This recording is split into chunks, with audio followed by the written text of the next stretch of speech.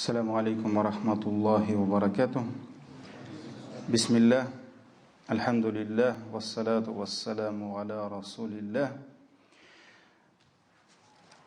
Дорогие братья, я рад вас видеть в гостях в доме Всевышнего Аллаха. Пусть наши собрания, иншаллах, будут причиной, чтобы Аллах Тааля смилостивился над нами и простил нам наши прегрешения. И пусть Аллах откроет наши сердца к истине и даст нам возможность приобретать самые лучшие знания, полезные знания. И самое главное, чтобы эти знания использовать в жизни, претворять в жизнь. Еще в свое время Али ибн Абу Талиб говорил, радийаллаху анху, когда в верующего заходит знание, это знание начинает искать своего друга, своего товарища. Если он его найдет, он там останется. То есть останется в этом человеке. Если он не найдет своего спутника, то есть он один не может идти. Ему нужен его товарищ, его спутник, с которым они будут идти вперед вместе. Вот он начинает искать своего спутника. Если он его найдет, он там останется. То есть они останутся вместе. Если он его не найдет, если тот не откликнется и не придет к нему, он не будет задерживаться в этом человеке и уйдет, покинет его. Его спутник — это амаль. Есть айлм, есть амаль. То есть есть знание и есть действие, жизнь согласно этим знаниям. Поэтому только то, как бы мы не возвеличивали знания, да, знание это очень важно, чтобы познать Аллаха, познать Его религию, Его посланника, да, познать себя, познать своего врага, того же Иблиса, да, это очень важно. Но мы должны понять, что приобретение знаний это не сама цель. Это дорога, путь к благим деяниям. Чтобы те знания, которые мы с вами приобретаем, те аяты, те хадисы, те высказывания ученых, они должны быть частью нашей жизни. Мы должны превращать это в действие, в часть жизни. Только тогда будет от этих знаний, в этих знаниях баракат и польза. Тема прошлой лекции, если помните, да, танау'уль адилля, аддаллату аля фадли зикр. То есть разновидность, разносторонность, Всевышний, раскрывая достоинство этого вида поклонения, поминания Аллаха, Он раскрывает его с разных сторон. С разных сторон. Мы с вами говорили, где-то Аллах говорит напрямую о достоинствах этого вида поклонения, достоинства зикра. Где-то Аллах говорит про тех своих рабов, которые поминают Его постоянно, многократно. Да? Аллах Тааля отдельно о них говорит, хвалит их. Где-то Всевышний предостерегает своих рабов от того, чтобы они предавали Аллаху забвению, то есть чтобы что-то их отвлекало от поминания Аллаха. Фауляйка гумуль хасирун. Даже если наше имущество, наша работа, наш, там, не знаю, у кого-то бизнес, у кого-то ремесло какое-то, да, профессия какая-то, даже если семьи, дети, жена любимые наши, да, даже если они будут отвлекать нас от поминания Аллаха, что является самым наивысшим, фауляйка гумуль хасирун, Аллах сказал, они будут в убытке. Они будут в убытке. Также мы с вами говорили, что Аллах многие виды поклонений, важнейших поклонений, как намаз, как хадж, это фарз все, да, Он завершает чем? Завершение этих видов поклонений это зикр. Это зикр. Про это мы с вами приводили аяты. Также мы говорили, что настоящую пользу и уроки назидания от аятов Всевышнего, да, из книги Всевышнего могут черпать только кто? Только те, которые поминают Аллаха. Это доказательство этому сурат Аль-Гимран, 190 и 191 аяты. Аллах сказал «Улюль альбаб», то есть обладающие разумом, какие? Для кого есть знамения и в сотворении небес, земли, в смене дня и ночи? Кто это может увидеть? В этом знамении, в этом силу, мощь Аллаха, мудрость Аллаха, знание Аллаха. Не все обладающие разумом. Много в жизни, кто докторскую защитил, кто носит действительно уважаемое имя там, профессора, академика, да? Но не все, к сожалению, видят в сотворении небес и земли мощь, силу Аллаха. Так ведь Аллах сказал, те, которые поминают Аллаха, то есть обладатели разума, которые поминают Аллаха, киямен, стоя, сидя и на своих боках. Поэтому без поминания Аллаха невозможно познать, увидеть знамения Аллаха.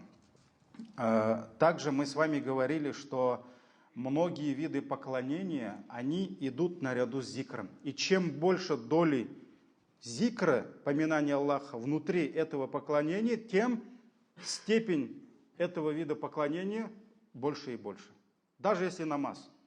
Да, когда у пророка ﷺ спросили, кто из двух молящихся лучше? Тот, который в молитве больше поминает Аллаха. Кто из двоих жертвующих на пути Аллаха лучше? И этот дал 1000, и этот дал 1000, и этот дал миллион, и этот дал миллион. А кто лучше? А тот, кто больше поминает Аллаха. Когда дает, то есть у кого доля сердца, души больше, в этом поклонении, тот и лучше. Даже кто из муджахидов, это те, которые делают джихад на пути Аллаха, кто из них лучше? Тот, кто больше поминает Аллаха. Тот, кто больше поминает Аллаха. Поэтому даже что касается джихада, суратуль Анфаль, 45 аят, Аллах сказал, «Я юхуллавина аману», о те, которые уверовали. То есть здесь идет уже военное положение, тут речь идет об этом, да? Люди защищают свою религию, свои семьи. И вот Аллах сказал, о те, которые уверовали, «Ида лакитум фиатан», то есть если вы встретитесь с каким-нибудь отрядом, да, то есть с врагом, что нужно делать? Аллах сказал, «Фаthбуту», то есть будьте стойкими, не будьте там трусами, да, «Фаthбуту вадхкуруллаха кафиран», и больше поминайте Аллаха. То есть идет джихад, а наряду с этим идет что? Не отставать. Не отставая, идет поминание Аллаха. То есть будьте стойкими и много-много поминайте Аллаха. То есть вот многие виды поклонений, они идут наряду с этим видом поклонения. То есть зикруллах, поминание Аллаха. Дальше, вот мы не завершили, к сожалению, времени не хватило. Я все-таки завершу, потому что, машаллах, очень такие нужные для нас, я думаю, полезные моменты еще остались. Если взять книгу Аллаха, открыть его суры, аяты, то мы увидим, что вся книга Аллаха, это есть поминание Аллаха. Вся книга, каждый аят, это есть поминание Аллаха. И в изучении Корана, в чтении его сур, аятов, поминание Аллаха, зикр, это есть душа Корана. Это есть вот эта сердцевина, самый важный момент в чтении Корана. Что? Ты не просто там буквы выговариваешь, или там правила таджвида. В первую очередь это поминание Аллаха. Книга Аллаха – это поминание Аллаха. Когда ты читаешь книгу, твое сердце должно чувствовать вот этот трепет. Чувствовать, что ты читаешь чью книгу? Это не книга какого-то классика, да, каким бы он знаменитым ни был. Это не роман, это не повесть. Это не сказки, как говорили арабы, былых народов, да, древних народов. Это слова Аллаха. И каждое слово, каждая буква – это слово Аллаха. Это поминание Аллаха. И поминание Аллаха является чем? Первостепенной целью ниспослания Корана. Для чего был ниспослан Коран? Чтобы люди, читая эти аяты, суры, они поминали Аллаха. Они возвеличивали Аллаха.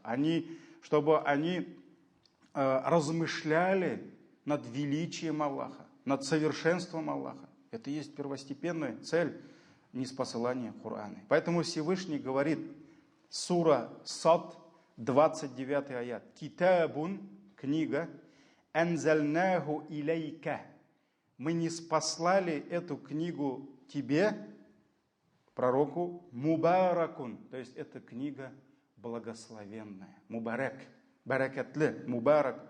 Для чего? Аллах говорит, лияддаббару аятихи, чтобы они, люди, размышляли над его аятами, валиятадаккара улуль альбаб, и чтобы обладатели разумом, они помянули назидание. То есть, чтобы они опомнились, чтобы они помянули назидание. То есть Аллах не спасал этот Коран не для того, чтобы просто читать. А ты сколько страниц прочитал? А я вот столько. А вот я столько прочитал. Да? То есть задача, цель сподвижников, когда они открывали Коран, хотя таких мусхафов у них не было, как у нас сегодня, да? Там тебе какой шрифт? Арабский, там, казанский, турецкий, да? Тебе большой шрифт, маленький шрифт. Нет, мне этот не нравится, мне вот этот. А мне надо на голубом фоне. Вот иногда заказывают, да, там глаза не устают, а мне больше нравится на желтом, а мне надо побольше. Такого не было. Вот у самых лучших мусульман, да, из числа уммы пророка, саллаллаху алейхи ва саллям, на руках не было того, чего у нас нет. Коран не был таким доступным, потому что, во-первых, он еще не был собран. Потом, когда его собрали, их было несколько штук. Поэтому они писали, кто-то на коже писал, кто-то на камнях писал, аят один. И чем они писали? Не было таких шариковых, гелевых, ручек не было, пера не было. Вот это же 7 век, вот представьте себе. Поэтому для них Коран, действительно, они ценили это. И поэтому, когда они читали аят, у них не было целью, как сегодня, когда верхний аят читаешь, задача какая? Дойти до нижней. И перейти дальше. Нет. Для них ценным был каждый аят. Вот про это у нас будут, про Коран, где-то 4-5 лекций у нас будет, иншаллах. Просто я сейчас не хочу туда уйти, потому что мы не выйдем. Да? Но это очень важно.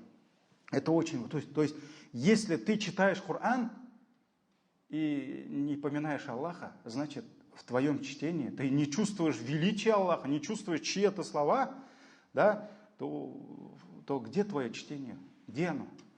Когда история была с Умар ибн Абдуль-Азиз, халиф, справедливейший халиф из числа внуков Умар ибн Хаттаба, да, Умар ибн Абдуль-Азиз. Он был молодым, и он умер молодым. Поэтому многие ученые говорят, как ученый, он не остался в истории. Он остался как справедливый предводитель, но не как ученый. Потому что когда он умер, ему 40 с чем-то лет было. Да? И вот Умар ибн Абдуль-Азиз, когда сидел с другими, были рядом мужи другие, и подошел один юноша и попросил разрешения прочитать ему несколько аятов. И он сказал, читай. Тот сел и начал читать. Все его слушают, якобы проверяют, да, правильно он читает или нет. Когда он дочитал эти аяты, он спросил, как? И его товарищи начали обсуждать. Вот здесь, говорит, ты не так прочитал.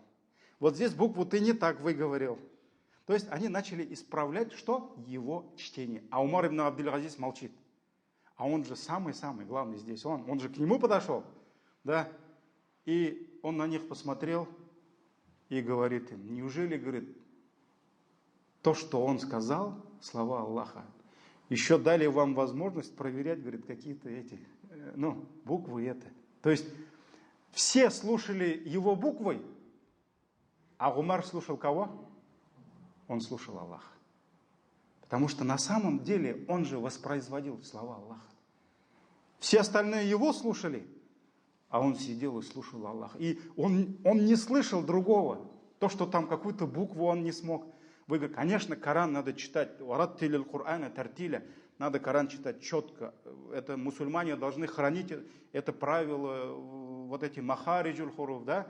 как правильно выговаривать, это все для нас это святое, мы должны это хранить. Но мы не должны забывать, что первостепенная задача, цель Корана, мы должны размышлять над тем, что же Аллах мне сказал в этом аяте, от чего Он меня предостерег, чему Он меня побуждает. Поэтому лиядаббару аятихи, чтобы они размышляли над Его аятами и обладающие разумом помянули назидание. Лиядзаккару, то есть викр. Сура Сад, 29 аят. Следующий аят. Сура Каф, 37 аят. «Инна фи залика ла викра». Воистину в этом есть назидание. Викра. Викр. То есть поминание, назидание. Для кого? «Лиман кана лаху кальбун». Для того, у кого есть сердце. Ну, сердце у всех есть. Поэтому толкователи Корана говорят, что здесь речь идет о разуме. Очень часто Всевышний, когда говорит слово «сердце», ученые говорят, здесь речь идет о разуме человека. Разум, то есть его ум, разум. Поэтому Аллах сказал, воистину в этом есть назидание, викр. Для кого? Для того, у кого есть разум. Ау аль-кассам'a, и тот, кто может в состоянии прислушиваться, вахуа шахид, и шахид, то есть присутствует, и тот, кто присутствует, то есть разумом. Разумом он здесь размышляет, вот в этом есть поминание, викр для того, кто имеет сердце, разум.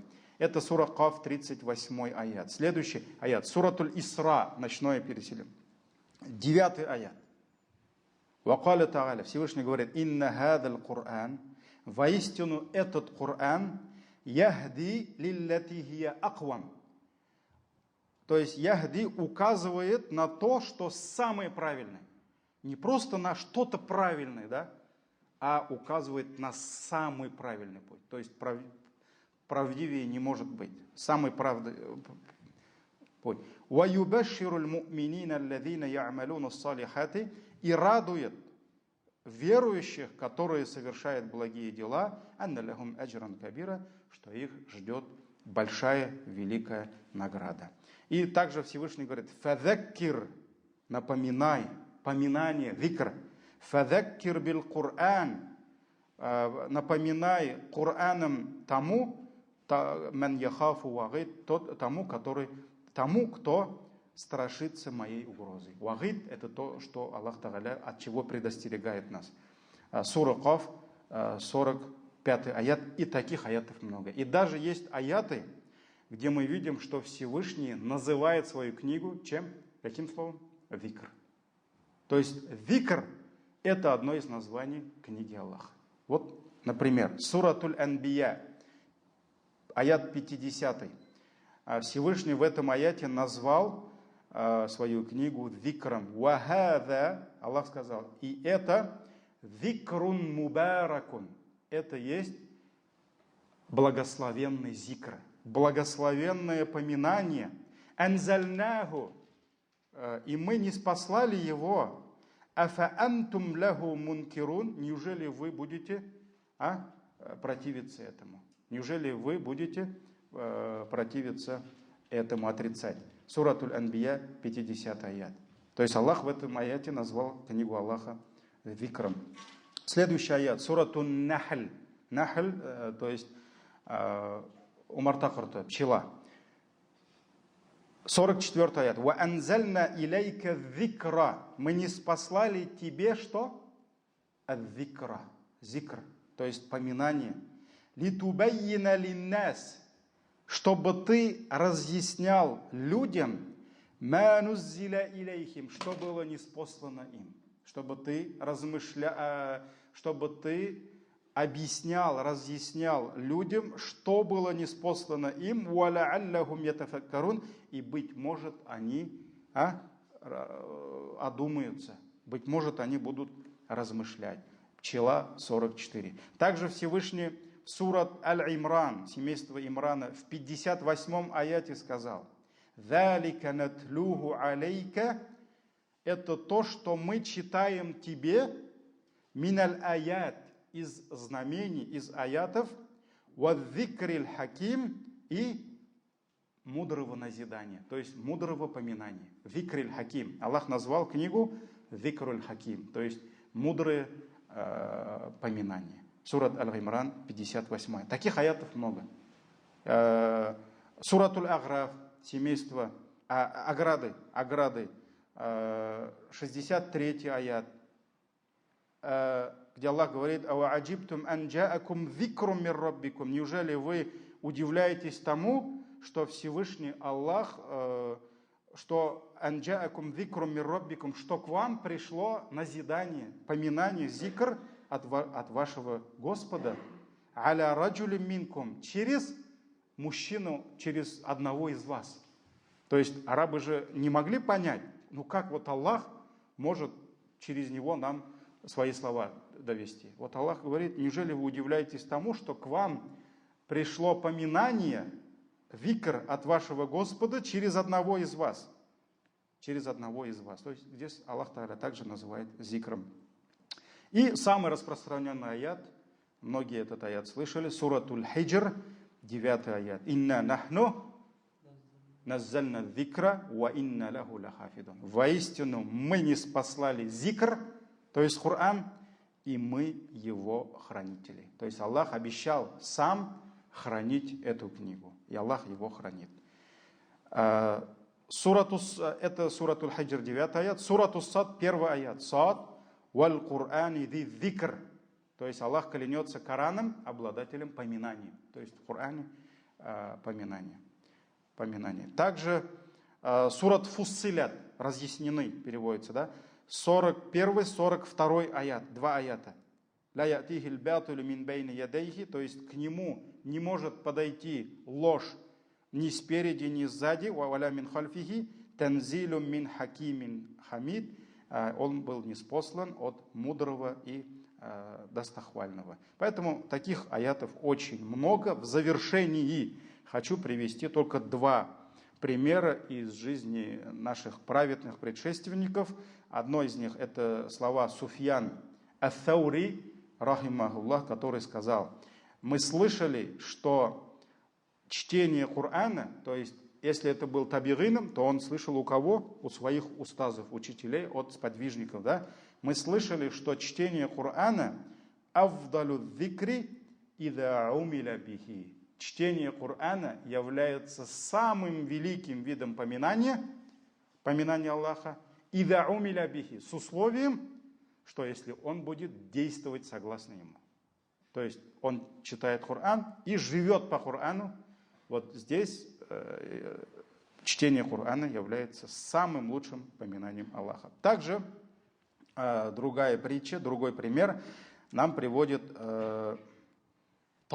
имам Табари. Имам Табари приводит от Аун ибн Абдиллах, который сказал, что как-то раз мы подошли к Умму Дарда. Ну, Умму Дарда — это жена Абу Дарда, так ведь, радийаллаху анхума. Умму Дарда, она была сподвижницей, она была ученой. И часто к ней подходили табигины и спрашивали, задавали ей разные вопросы. И вот как-то раз, говорит, мы подошли к ней и завели разговор с ней. То есть это не пустословие, может быть, какие-то вопросы задавали, да. И через какое-то время я спросил у нее: «Я Умма Дарда ла'аллана амляльнаки». То есть, быть может, мы надоели тебе. То есть один задает вопрос, второй, а она же чем-то занята была, так ведь? И на что она ответила: «Амляльтумуни валлахи». Валлахи, говорит, вы мне надоели. Вот, в таком виде. И она сказала: «Лакад ильтамасту аль-ибадата фи кулли шай'ин, фама ваджадту шай'ан ашфа ли нафси мин маджлиси зикрин». То есть я, говорит, искала наслаждение, вкус от всяких видов поклонений, говорит, от многих видов поклонений, говорит, но я не нашла, говорит, более целительного вида поклонений, говорит, кроме как маджалис зикр, то есть в собраниях зикра. То есть она находила самое большее исцеление для ее сердца, наслаждение, да, где?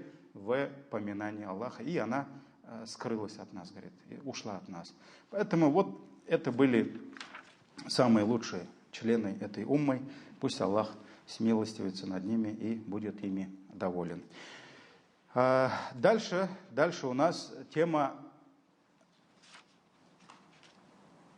аль-гафляту ан зикрилля, то есть беспечность в поминании Аллаха. То есть если до этого мы говорили о достоинствах поминания Аллаха, сегодня, иншаллах, немного поговорим о том, что какой вред приносит человеку, да, и какое положение, низкое положение имеет перед Аллахом вот эта гафля, то есть беспечность предавать Аллаху забвению. Поэтому если в Коране мы видим, во многих аятах Всевышний нам раскрывает все новые и новые достоинства поминания Аллаха, побуждает к поминанию Аллаха, сообщает нам о наградах, которые Он приготовил для тех, кто многократно поминает Аллаха, да?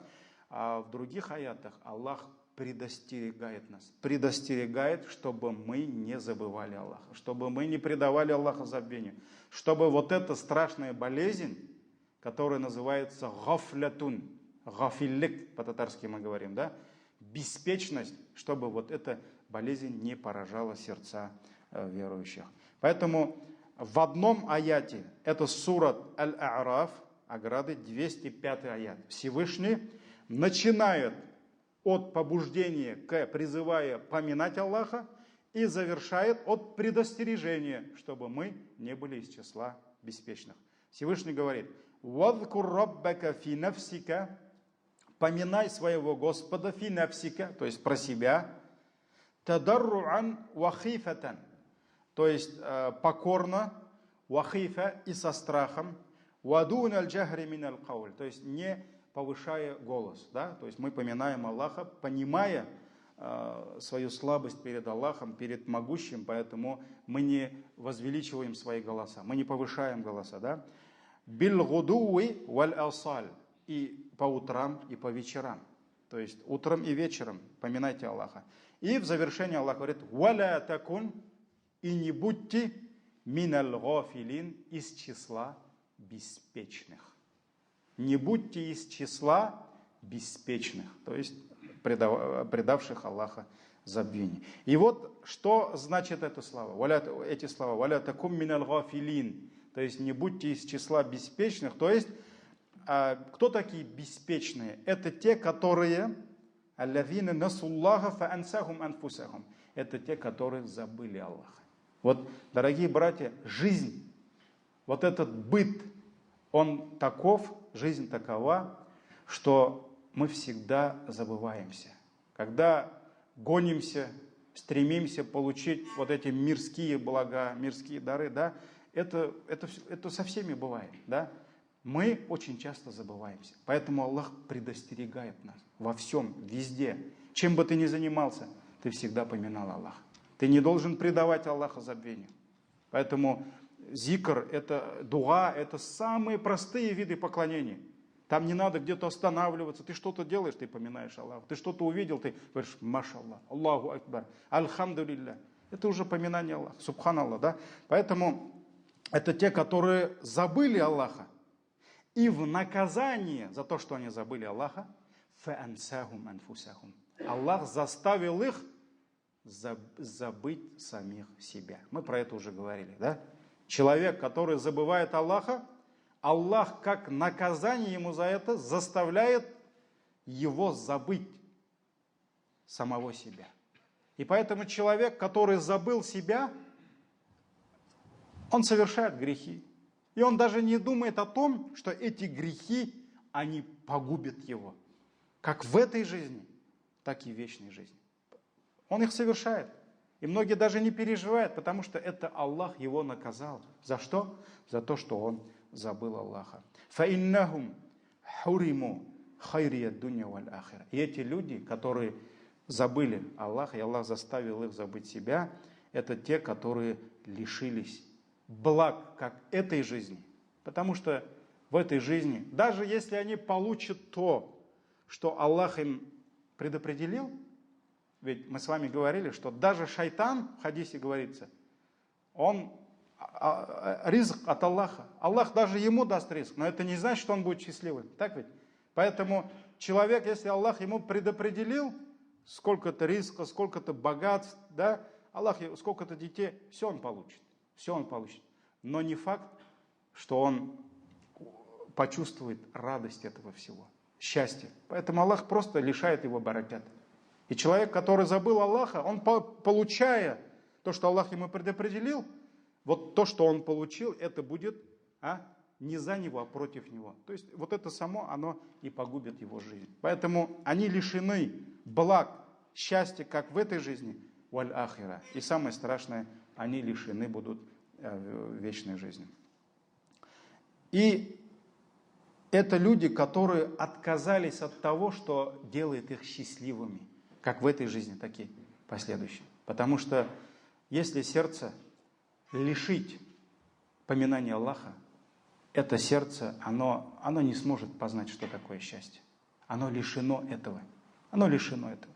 Поэтому мы с вами приводили пример, как ученые сказали, что поминание Аллаха для сердца человека, для души человека, да, мы не говорим сейчас про ту помпу, которая гоняет кровь, да, мы говорим о чем-то другом, который ценнее, да, это наше сердце, это наша душа, можно сказать, да. И вот мы говорили, что если поминание Аллаха для сердца человека, да, это важнее, чем вода для рыбы. Лишите рыбу воды и посмотрите, что с этой рыбой будет. Поэтому, лишая сердца поминания Аллаха, сердце погибает. И оно уже не в состоянии почувствовать, что такое радость, что такое счастье. И вот эта беспечность, гафля, это и есть страшная болезнь. Это страшный недуг. И если человека поражает эта болезнь, человек перестает поминать Аллаха. Человек перестает обращать должное внимание поклонению Всевышнему Аллаху. Поклонению Всевышнему Аллаху. Потому что он занят чем-то другим. У него нет времени поклоняться. Его забота где-то там. Лучше он будет проводить время, да, часы, дни за тем, что приносит ему вред вместо пользы, или же не приносит никакой пользы. Да. Лучше он потратит столько времени на это, чем потратить это на поклонение, на приобретение знания, на совершение благих дел, на поклонение. Поэтому вот это есть результат этой болезни. Гафля. Поэтому многим людям, когда говоришь, давайте вместе с нами намаз читать. Да, вот простым людям, они говорят, у меня тут времени нет, этого нет. Все время, вся проблема только гафля. Почему вот есть более занятые люди, и они же совершают намаз? Да? Ты же видишь, он не такой занятой, чтобы у него времени не было там намаз почитать. У него нет желания, потому что сердце поражено чем? Вот этим недугом, страшной болезнью, которая называется беспечность. И эти люди, даже если они совершают какие-либо виды поклонения, вот, если он мусульманин, но его сердце поражено гафля, да, вот этим недугом, беспечностью, он же будет совершать намаз. Но даже если он совершает намаз, то смирение в этом намазе, понимание сути намаза, да, наслаждение этим намазом не будет. Почему? Потому что он беспечен. Его тело совершает намаз, иногда, может быть, для галочки. Намаз укудым мы? Укудым, альхамдулилля. А где твое сердце было? Где твой разум был? О чем ты думал? Ты почувствовал, что ты сегодня сделал вот только что? Нет. Он просто, пусть Аллах меня простит за это, намазнулся, 4 раката отдал, еще там сунна была, да, и все. Он как будто якобы снял себя, но он не почувствовал, что только что стоял перед Аллахом. Он не почувствовал, что только что он падал ниц перед ним. Вот эта близость к Аллаху, да, самое наиближайшее положение раба к своему Господу, фагуа саджид, это когда он падает ниц перед Аллахом. Когда ставит голову туда, где люди ходят, да, наступают ногами. Вот он это не почувствовал. Поэтому, если сердце поражено этим недугом, даже если он совершает какие-либо виды поклонения, то души в этих поклонениях нет. Он дал садака, но он не почувствовал, что он сделал. Может быть, он постился, как пророк ﷺ сказал, у многих постящихся. Пост это только оставление еды и питья. Это просто голодный день.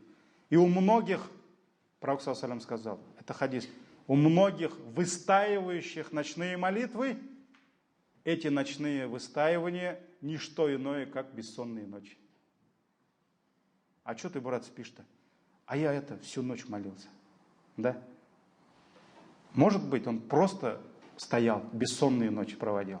А может, он действительно молился. Поэтому это разные вещи. У многих постящихся пост не что иное, как просто оставление еды и питья. Он просто вчера ходил голодный. Да?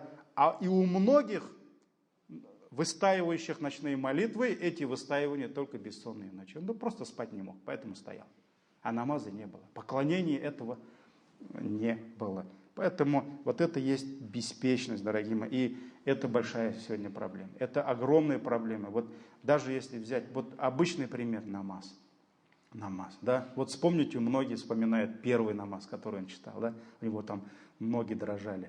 Да, он чувствовал, он чувствовал вот это наслаждение, когда он читал, да. Хотя это было первый шаг эйфории, когда, если можно назвать, да. А на самом деле многие сегодня мусульмане, больше 90%, может быть, даже еще больше, да, они совершают намаз только телом. Сердца нет. То есть они не чувствуют вкус намаза, они не чувствуют наслаждения намаза. Как вот ученые говорят, молитва раньше вот для наших праведных предшественников это был как оазис посередине пустыни. Когда человек идет по пустыне, пустыня – это жизнь.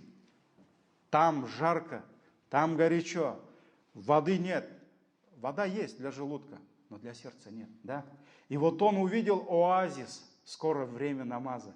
И он идет к этому, он радуется. Потому что он знает, что душа, которая уже давно, там уже ничего нет, все высохло, все, он голодный. Он знает, что там ждет его вода, что там ждет его еда, что там ждет его тень, прохлада тени, да? И он идет туда. И когда он оказывается там, внутри оазиса, он наслаждается. Он получает все. И он не хочет куда? Обратно в пустыню.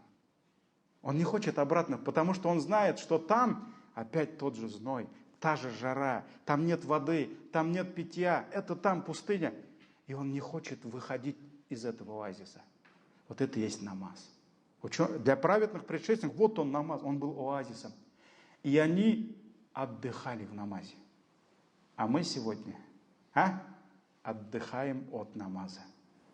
Для нас все наоборот, к сожалению. Многие стоят во время намаза, для них самый любимый намаз, когда имам просто хуль-ху Аллах почитает там быстрее, да, и быстрее руку сделает, да. Для них это вот самый лучший намаз, самый короткий намаз, самые лучшие суры, короткие суры, потому что он в пустыне стоит. А там его, якобы, вот его нафс ждет оазис. Вот мы там находим отдохновение. Но это же все нафс только. Душа-то, она болеет. Поэтому не все так просто, дорогие братья. Не думайте, что вот вы там 5-10 сур выучили, заставили себя совершать 5 намазов каждый день, да, и все, Аллах вам все откроет. Да? Но такого не бывает. Десятилетиями, всю жизнь праведные предшественники боролись, чтобы вот, исцелиться от этой болезни, недуга, да, беспечности, чтобы познать вкус поклонения. Поэтому вот это проблема наша, в том, что наши сердца больны. А когда человек болеет, вот представь себе, когда простуда, вот все болели, да, обычно вкусная еда, не чувствуешь вкуса. Думаешь, вот, а что за еда? Вот аппетита нет, да? Потому что ты болеешь. Твои вот эти рецепторы, они потуплены. Поэтому ты не можешь познать вкус бульона, который приготовила тебе жена, да, приготовила, да, еды. Поэтому у тебя аппетит. Ты просто болеешь. Проблема не в еде. Поэтому проблема не в Коране. Коран тот же. Но почему мы не плачем? Потому что сердца больны. Почему? Тот же намаз, та же фатиха, тот же суджуд. Но почему мы не чувствуем? Потому что гафля, беспечность сидит в наших сердцах, наши сердца больны. Усман ибн Гаффан сказал, если бы исцелились сердца, вы бы не могли насытиться чтением Корана. Если бы исцелились сердца, вы бы не могли насытиться. Я еще хочу. Можно я еще почитаю? Вот еще почитаю. Но сердца больны. И поэтому аурыбыз аузларыбыз тәмсізми. Йөрәгебез ауру. Всевышний сказал, в Коране во многих аятах Всевышний описывает неверующих, лицемеров этим качеством, что они есть самые настоящие обладатели вот этой болезни, беспечности. Всевышний сказал, Суратуль Аграф, ограды, преграды, 179 аят. وَلَقَدْ ذَرَأْنَا لِجَهَنَّمَ كَثِيرًا مِنَ الْجِنِّ وَالْإِنسِ. Воистину мы приготовили для ада много из числа джиннов и много людей. То есть многие джинны и люди, они будут в аду. Лахум кулуб. Это какие джинны и какие люди? Аллах описывает их. Лахум кулуб. У них есть сердца. Ля яфкахуна биха. Но они не разумеют этими сердцами. То есть Аллах дал им разум, но они не разумеют. Они не умеют думать, они не умеют размышлять. Ля яфкахуна биха. То есть разум, но от разума толка нет. Валахум аюн. У них есть глаза. Ля юбсируна биха. Но они не видят ими. Аллах дал ему глаза, чтобы он познал истину, но они не видят ими.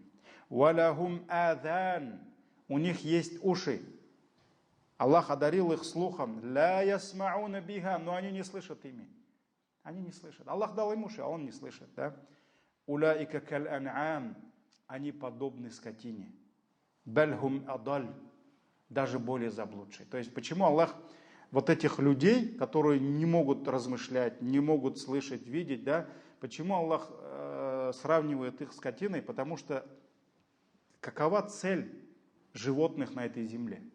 Это қаян ашарға, қаян угізға сиыр табырға, шылай бит енді, хамқа ятып ұйқыларға. То есть, если это самец, нужно найти самку обязательно, чтобы веселее было, да?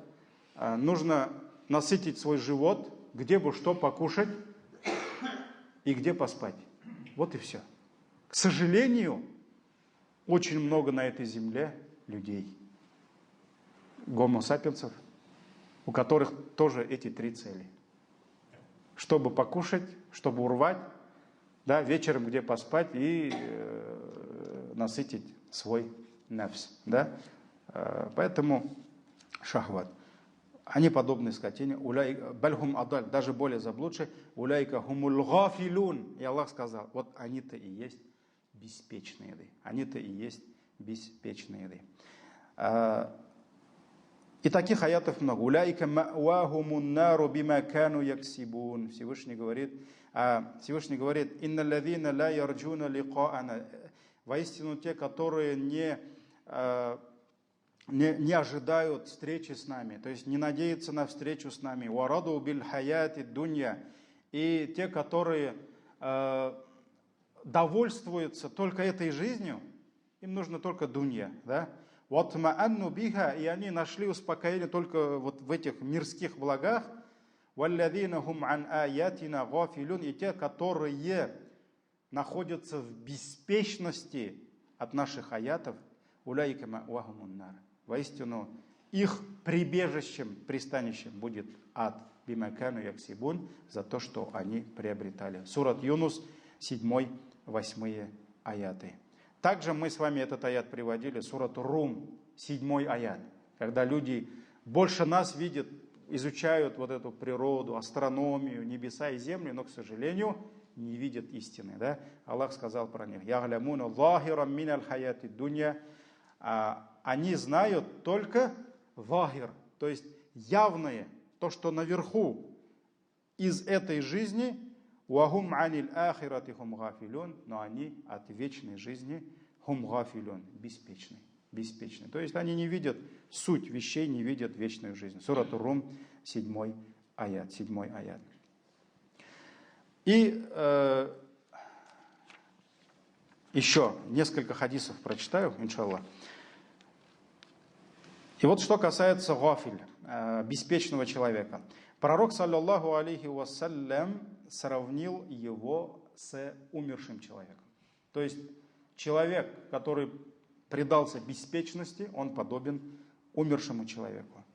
Потому что его сердце, оно умерло. И его тело, оно является своеобразной могилой для этого мертвеца. То есть сердце, оно там внутри, и сердце находится в могиле. То есть могила – это его тело.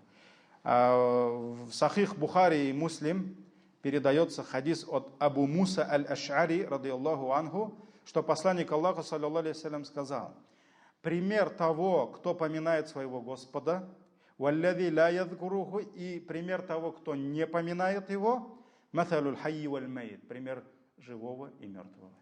То есть пример того, который поминает его, это живой человек. А пример того, который забыл о нем, это мертвый человек. То есть на самом деле его еще смерть не пришла, ангел смерти еще не забрал его душу, но, к сожалению, его сердце, оно уже умерло. Оно уже умерло. Хотя он там, может быть, кушает, пьет, где-то улыбается, да, оно уже, сердце умерло. В другом риваяте, передаче уже Муслима, пророк саллаллаху говорит: «Маталюль бейти лави юзкаруллаху фихи, валь бейти лави ла юзкаруллаху фихи, маталюль хайи валь майит». Пример дома, в котором поминается Аллах, и пример дома, в котором не поминается имя Аллаха, пример живого и мертвого. То есть дом, где поминается Аллах, это живой дом. А дом, где не поминается Аллах, это не дом, а кладбище. Потому что сердца там, они все умерли. Они все умерли. И вот поэтому пророк, саллаллаху алейхи вассалям, сравнил дом, дом поминающих Всевышнего Аллаха, да, он сравнил с живым домом. Этот дом живой, потому что здесь поминается имя Аллаха, здесь читает Коран, здесь совершает поклонение. А дом беспечного человека, который предался вот этим земным потехам, да, земным удовольствиям и предал Аллаха забвению, это дом, мертвый дом. И это является кладбищем. Это является кладбищем. Поэтому мы можем сказать, что тела беспечных людей являются могилами для их сердец. Тела беспечных людей являются могилами для их сердец. А сердца в них – это умершие в могилах. Поэтому здесь приводится стихотворение такое: «Фанисьяну викруллахи мауту кулубихим». То есть забывание, поминание Аллаха – это есть смерть для их сердец. «Ва аджсамухум каблял кубури кубур». А их тела тех, которые забыли Аллаха, да, а их тела до могилы уже являются для них могилами.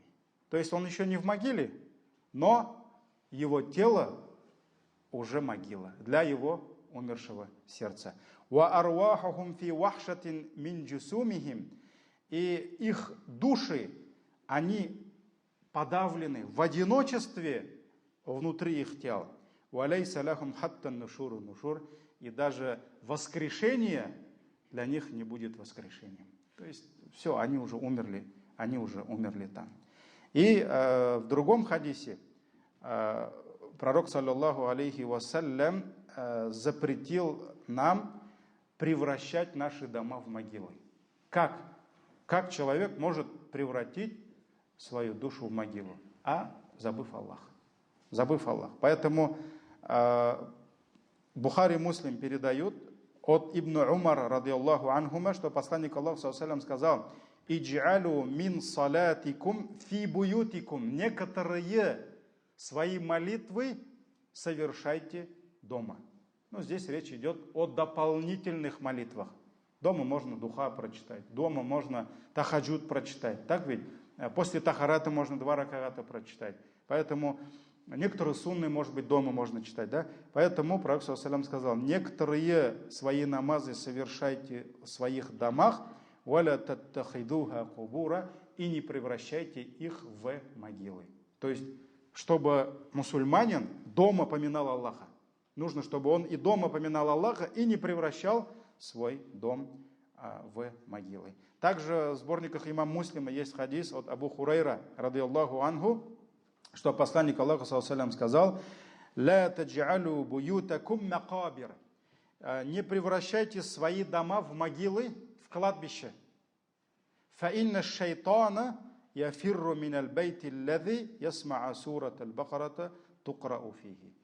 И воистину шайтан убегает из того дома, где читается сурат аль-Бакара, где читают суру Бакара. То есть пророк, саллаллаху алейхи вассалям, сказал, не превращайте свои дома в могилы, и, что сказал, в могилы читайте дома сурат аль-Бакара, потому что, читая сурат аль-Бакара, вы изгоняете из этого дома шайтана. Этот хадис в сборниках имама Муслима. И такие хадисы, они есть. «Ля тадж'алю буютакум кубура», не делайте из ваших домов могилы. «Валя тадж'алю кабри ида», и не превращайте мою могилу в место сбора, чтобы люди постоянно туда ходили и для поклонения. Да?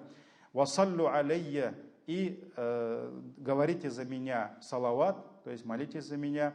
«Фа инна салатакум таблугуни хайфу кунтум». Ибо ваши молитвы за меня, салаваты, они доходят до меня, достигают меня, где бы вы ни были. То есть мы должны всегда говорить салават за нашего пророка, саллаллаху алейхи вассалям. И где мы бы ни были, они достигают его. Поэтому вот здесь тоже «Ля тадж'алю буютакум кубура». Не превращайте ваши дома в могилы. То есть не лишайте ваши дома поминания Аллаха, чтения Корана, некоторых видов молитв, потому что если уйдет поминание Аллаха, то придет беспечность. И этот дом уже превратится в кладбище. Поэтому вот это есть результат этой страшной болезни, которая называется гафля, от которой Аллах предостерегает нас.